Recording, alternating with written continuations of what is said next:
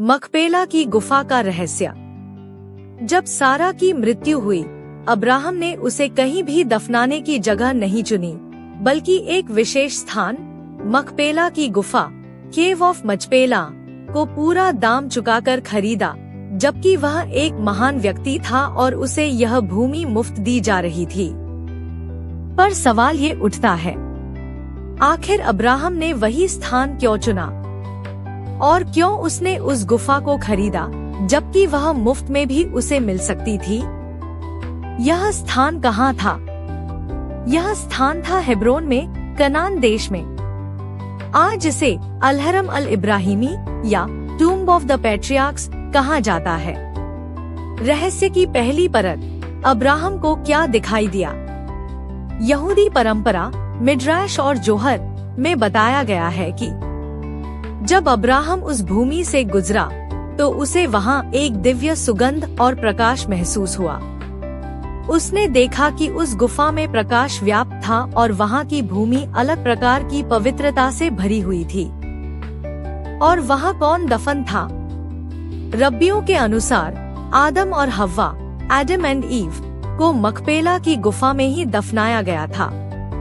रहस्य की दूसरी परत, आदन की वाटिका का संबंध।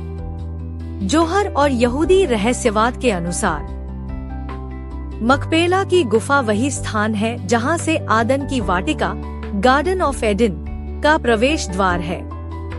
जब आदम मर गया, परमेश्वर ने उसे उसी स्थान पर दफनाया जो वाटिका के द्वार पर था।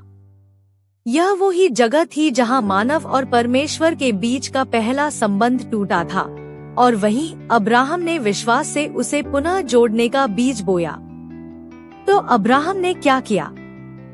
जब अब्राहम को यह आध्यात्मिक रहस्य समझ आया कि यह केवल कोई साधारण गुफा नहीं, बल्कि आदम का विश्राम स्थान और आदन के द्वार की भूमि है, तो उसने बिना झिझक पूरी कीमत चुकाकर यह भूमि खरीदी। क्यों? क्योंकि अब्राहम जानता था, जहां मानवता ने अपने पाप से परमेश्वर को खोया, वहीं से एक दिन परमेश्वर का अनुग्रह फिर बह निकलेगा। मकपेला केवल एक कब्र नहीं, बल्कि यह एक आध्यात्मिक द्वार है, एक प्रतीक है कि मृत्यु के पार भी विश्वास जीवित रहता है। और यही वह स्थान है जहां आदम और हव्वा, अब्राहम और सारा, इसहाक और रिबका, याकूब और लिया, सभी को इसी पवित्र रहस्य में दफनाया गया।